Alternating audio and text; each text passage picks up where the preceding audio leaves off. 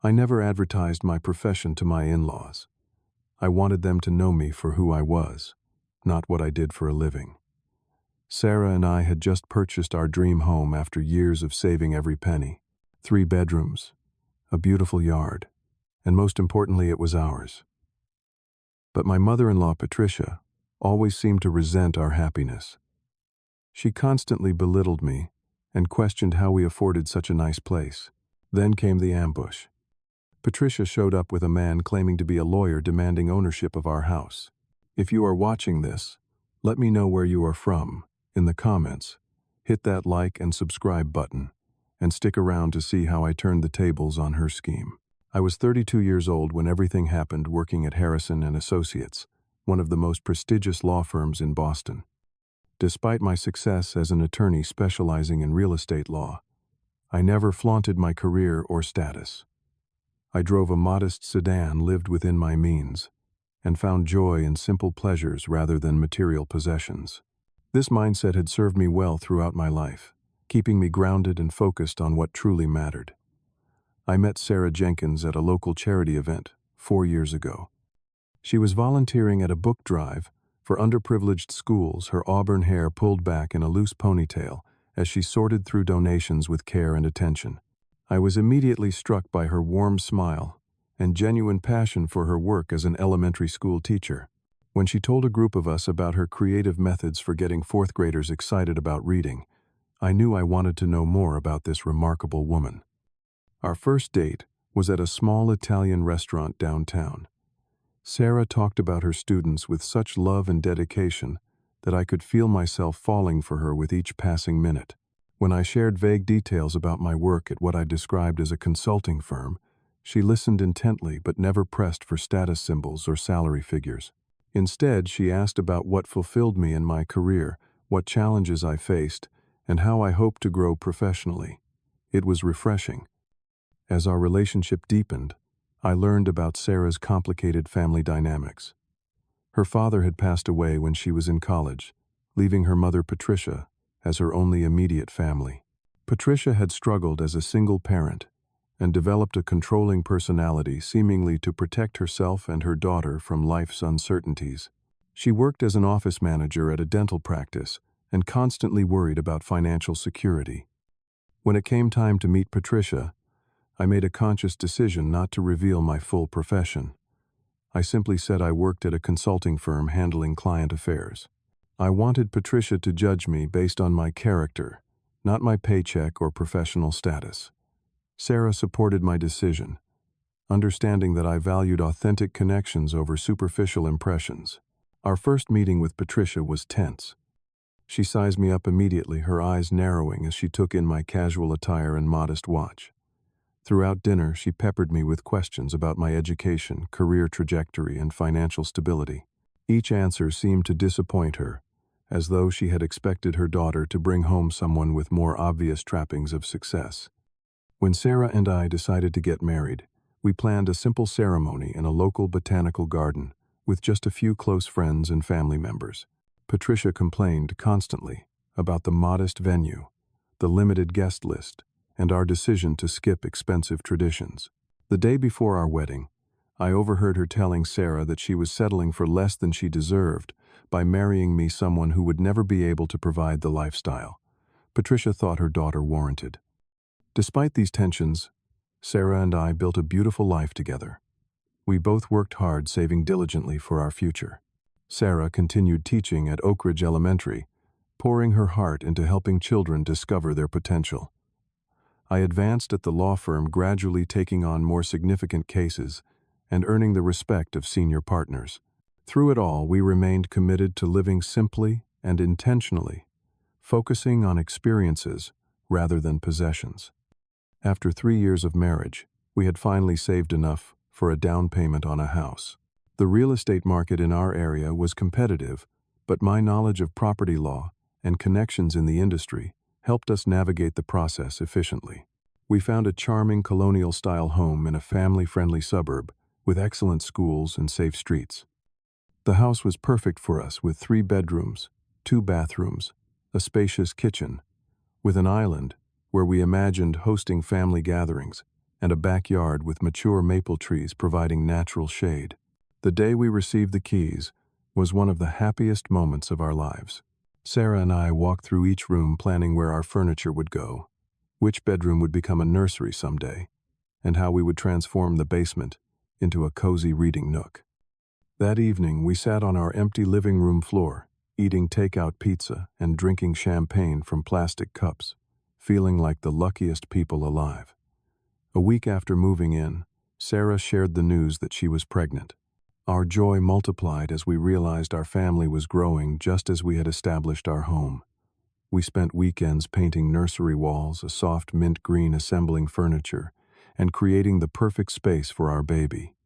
Sarah glowed with happiness, her pregnancy progressing smoothly as we prepared to become parents. Our future seemed brighter than ever, full of possibilities, and the promise of a loving family in our beautiful new home.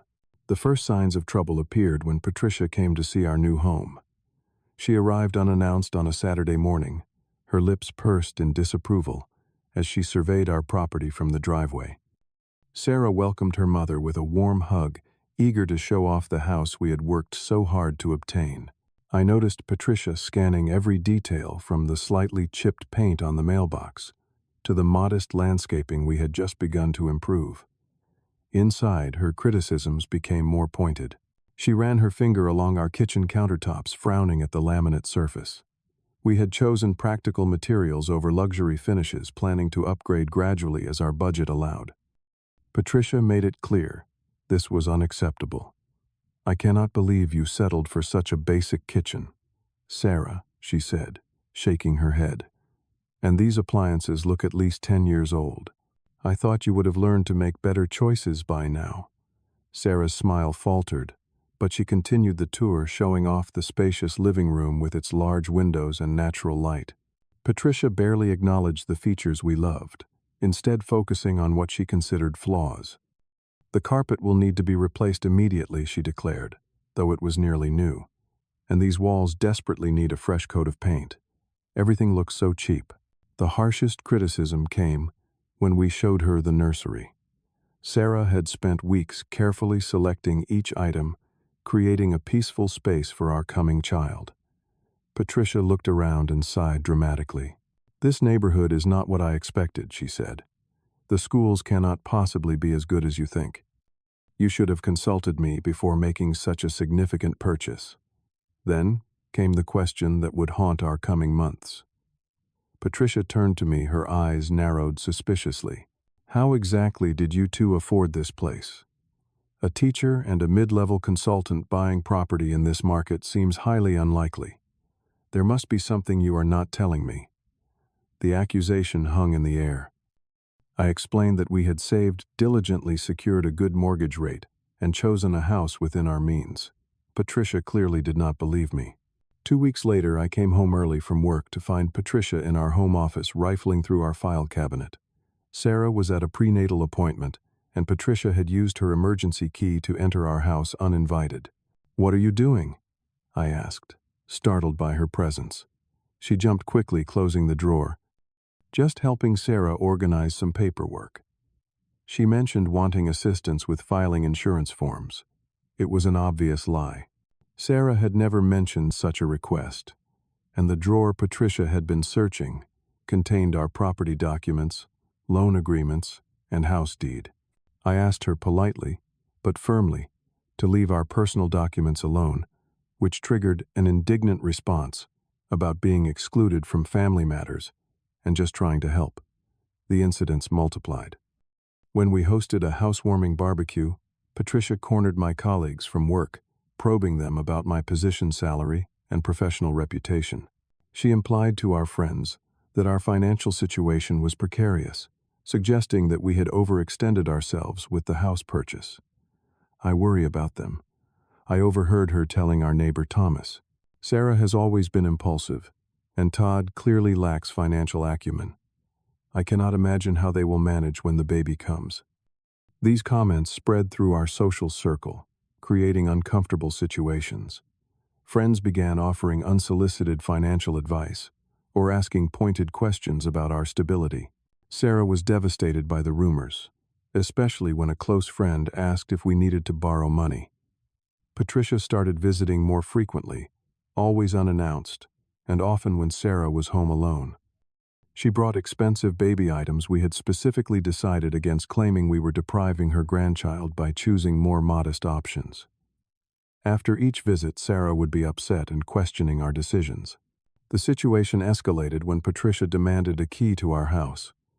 I need to be able to check on Sarah anytime, she insisted. What if something happens with the baby, and you are not home?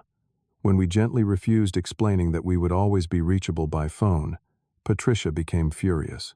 She accused me of isolating Sarah from her family and controlling her through financial manipulation, ironic accusations given Patricia's own behavior.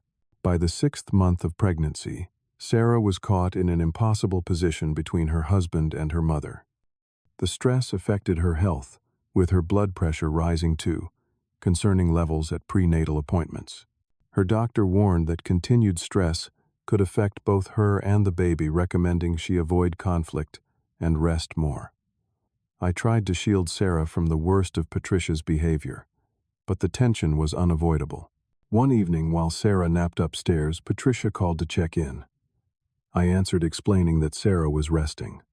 Instead of ending the call, Patricia kept me on the line, clearly unaware that I could hear her speaking to someone else in the background.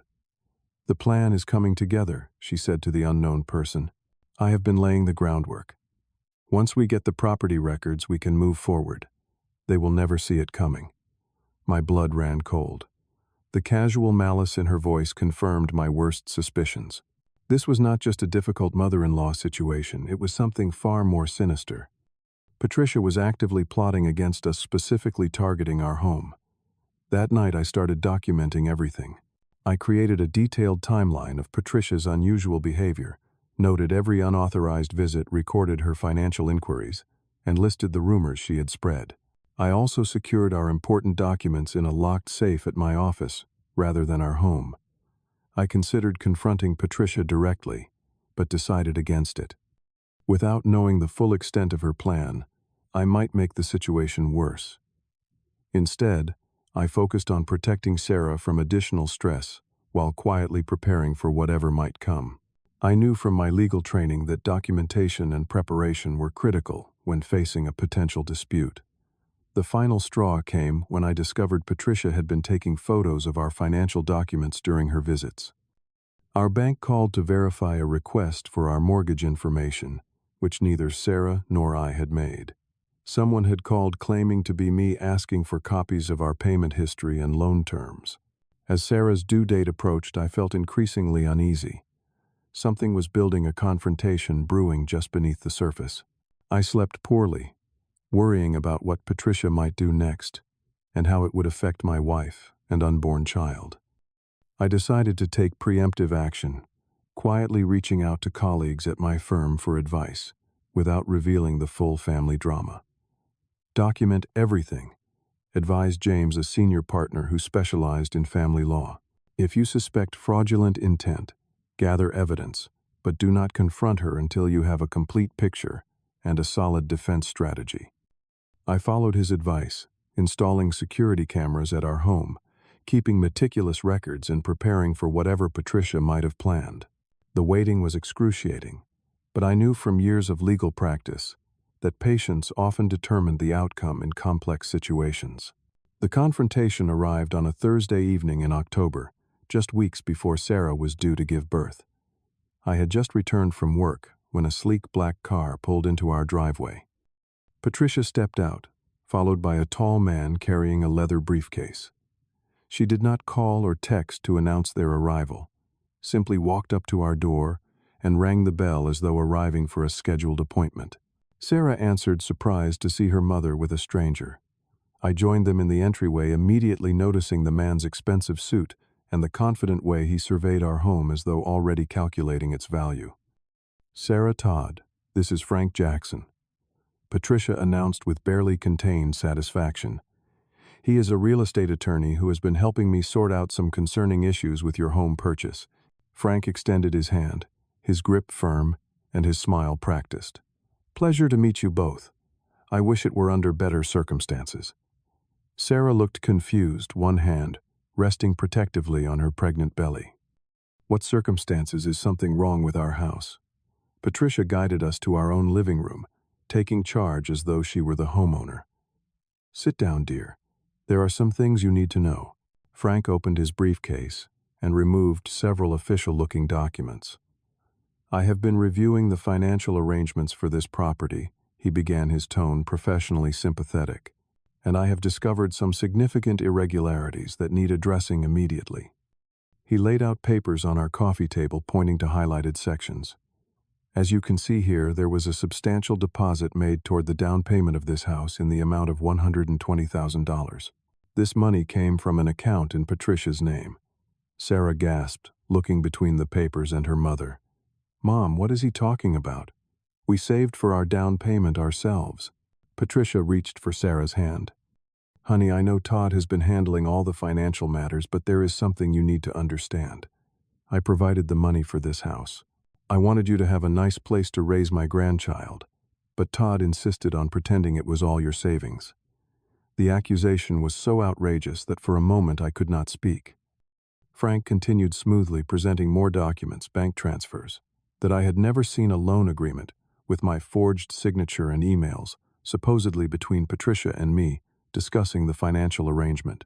Furthermore, Frank continued there was an understanding that Patricia would have partial ownership of the property in exchange for her contribution. This agreement has not been honored.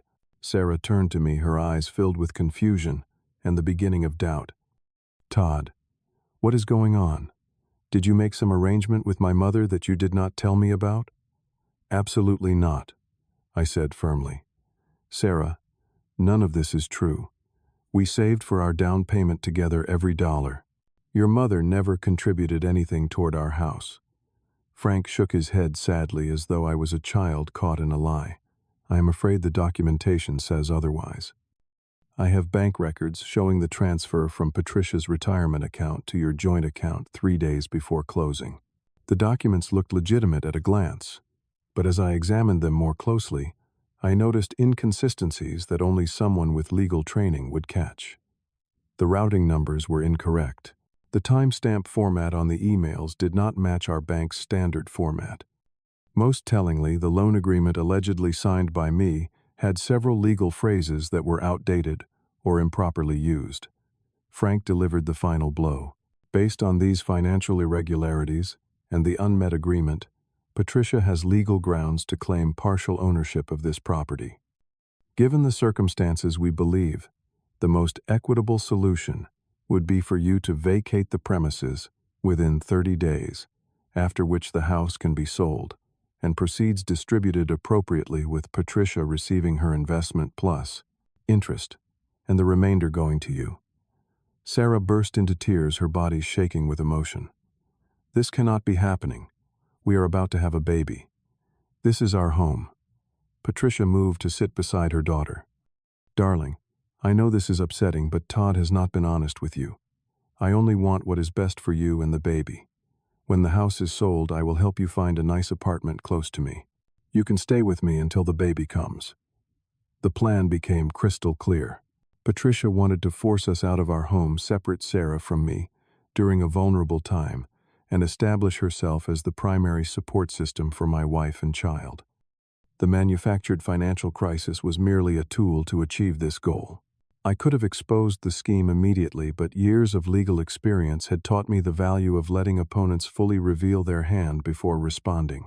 I asked measured questions about the documents, watching Frank closely as he provided explanations that became increasingly convoluted.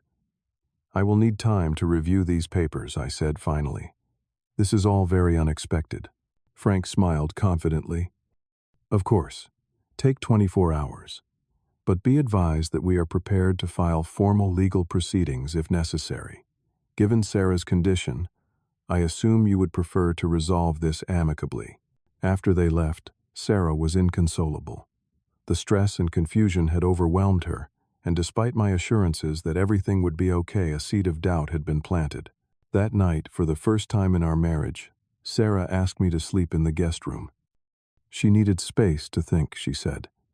As I lay awake, I heard her crying through the wall. The sound hardened my resolve.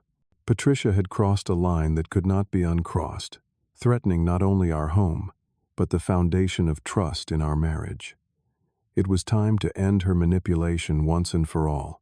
The next morning, I called my office and spoke with the managing partner, explaining that I needed emergency personal leave and the assistance of our investigative team. Then I contacted James from our family law department and Mark from criminal fraud. By noon, I had a team of legal professionals working to verify what I already suspected. Frank Jackson was not a real attorney, and every document he had presented was fraudulent. The moment I saw Frank's credentials, I knew something was off. His business card listed a law office in downtown Boston that did not exist. A quick search through the State Bar Association database confirmed my suspicion. No one named Frank Jackson was licensed to practice law in Massachusetts or any neighboring state. Our firm's investigator, Damon, dug deeper. Within hours, he discovered that Frank, whose real name was Franklin Peters, was a struggling actor who occasionally worked as a process server for a collection agency. His legal experience consisted entirely of playing attorneys in local community theater productions. Damon found his acting profile online, which ironically highlighted his ability to portray authoritative professionals convincingly. Next, I examined the forged documents. The bank statements contained numerous technical errors, including incorrect routing numbers and transaction codes. The emails supposedly between Patricia and me used an email address I had never owned. Most damning was the loan agreement with my signature, which any handwriting expert would immediately identify as forged. I gathered every piece of legitimate documentation related to our home purchase, from the initial mortgage application to closing documents and every payment record.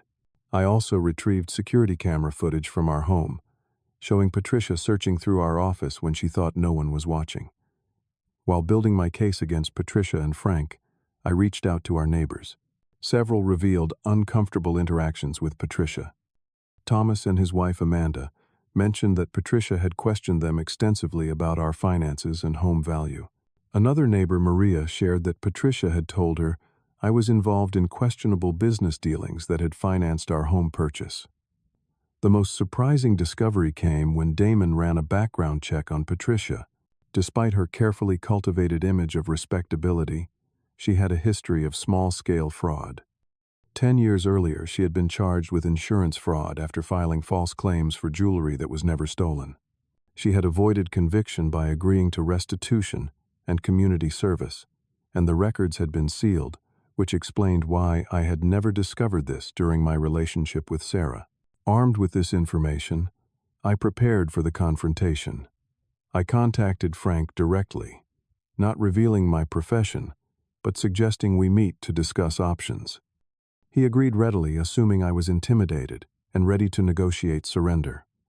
3 days after their initial ambush, I invited Patricia and Frank back to our home.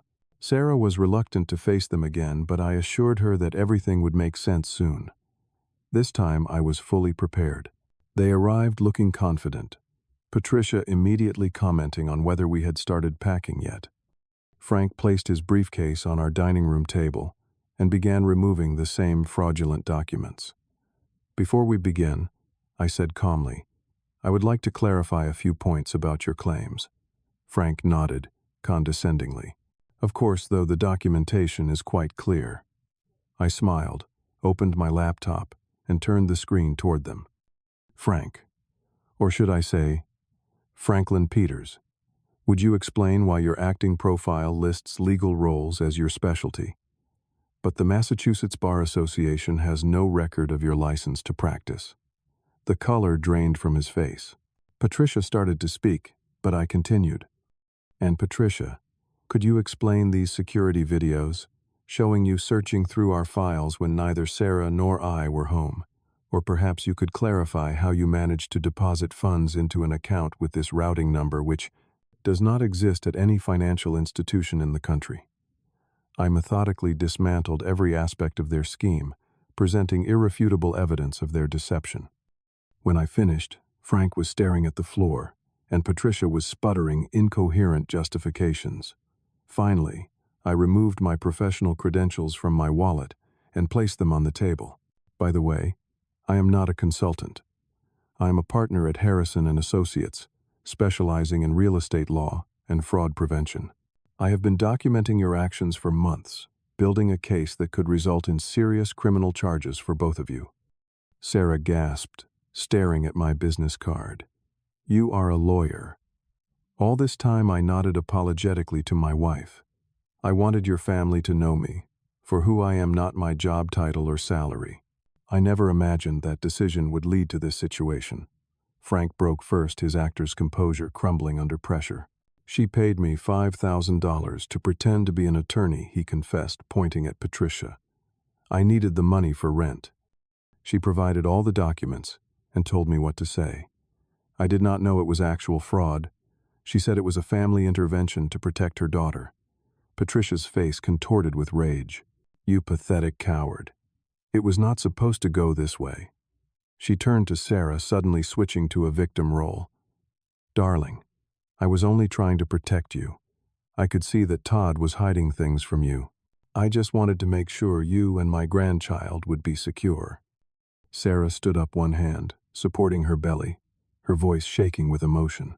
By trying to steal our home, by lying to me and hiring a fake lawyer, by undermining my marriage and causing me stress during pregnancy. How exactly was that protecting me? I placed a folder on the table. Inside are 2 documents. The first is a complete withdrawal of all claims against our property, acknowledging that the previous documents were fraudulent. The second is a legally binding agreement that you, Patricia, will maintain a distance of at least 100 yards from our home and will not contact us without explicit permission. And if I refuse, Patricia challenged, though her voice lacked conviction. Then the third document comes into play. I replied, opening another folder. This is a criminal complaint for attempted fraud, forgery, identity theft, and harassment, ready to be filed with the district attorney's office. Given your previous record with the insurance fraud case 10 years ago, I imagine the court would not be lenient. Patricia's face went white. Her carefully constructed facade of moral superiority crumbled as she realized I knew about her past. Frank signed the documents, immediately apologizing repeatedly. Patricia hesitated longer, alternating between threats and tears, but eventually realized she had no choice. As they prepared to leave, Patricia made one last attempt to manipulate Sarah. Everything I did was out of love for you, she insisted. Someday you will understand a mother's devotion. Sarah shook her head, tears streaming down her face. No, Mom. What you did was about control, not love. I need time away from you to heal and protect my family, my real family. The door closed behind them, leaving Sarah and me in silence. The relief of having resolved the immediate threat was overshadowed by the deeper wounds that remained. Sarah was processing not only the deception by her mother, but also the revelation about my career. Why did you never tell me you were a lawyer? She asked quietly. I sat beside her, taking her hands in mine. When we met, I had seen too many relationships where people valued my profession more than me as a person. With you, everything felt real and genuine. Then, when it came time to meet your mother, I worried that revealing my career would change how she saw me, turning our relationship into a transaction rather than a connection. As time passed, it became harder to find the right moment to correct the misconception. Sarah nodded slowly. I understand why you did it, but no more secrets between us, okay? Not even well-intentioned ones.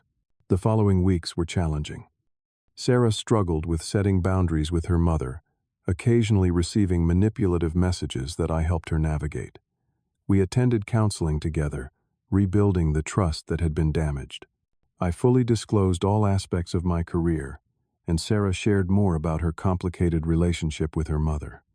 2 months later, our son James was born healthy and strong despite the stress of the pregnancy. Holding him in the hospital room, Sarah and I made a promise to build our family on honesty, respect, and unconditional love, breaking the cycle of manipulation and control that had damaged so many lives. Patricia was not present for her grandson's birth. Sarah had decided to maintain distance until her mother sought professional help for her controlling behavior. It was a painful decision but necessary for our family's well-being. As James grew, our home became the warm, loving space we had always envisioned.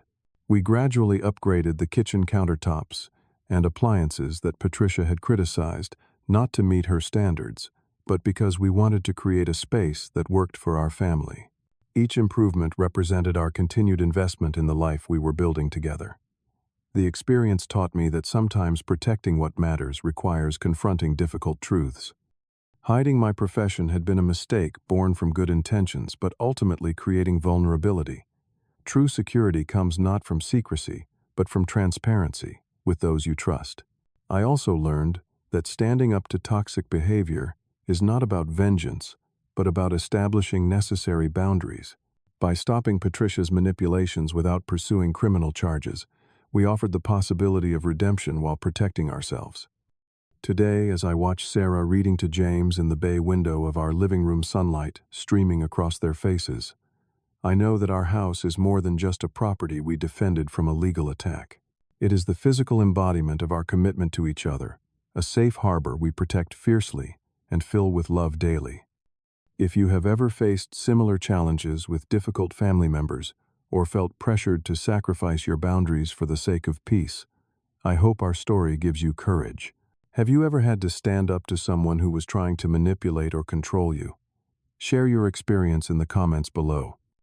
And if this story resonated with you, please hit that like button, subscribe to hear more real-life stories, and share with someone who might need to know they are not alone in facing family conflict. Thank you for listening to my story. And remember that sometimes the most important victory is simply protecting the sanctuary you have built for those you truly love.